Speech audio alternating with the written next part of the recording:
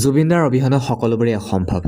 আমাৰ জানমণি খ্যাত শ্যামন্তিকা বা উপস্থিত হ'লেই আমাৰ ফুলগুৰি আঞ্চলিক বিহু সন্মিলনৰ বিহু কৰ্মশালা একদম সামৰণিৰ শেষৰ অনুষ্ঠান ভাগত। এয়া আপোনালোকে নিশ্চয় দেখিছে আৰু শেষত বা কান্দোনত ভাগি পৰিল, কাৰণ জুবিনদাৰ অবিহনে সকলোবোৰে অসম্ভৱ। এসময়ত জানমণি মানেই জুবিনদা আছিল, জুবিনদা মানেই জানমণি আছিল।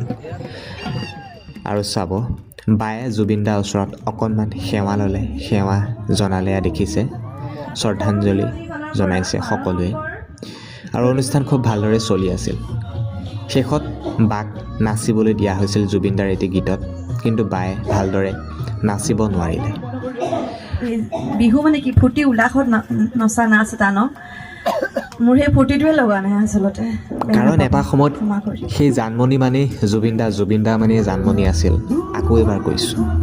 আৰু আমি শেষত মায়াবিনীৰ গীতেৰে অনুষ্ঠান ভাগ সামৰণি কৰিব লগা হ'ল। মায়াবিনীৰ গীতেৰে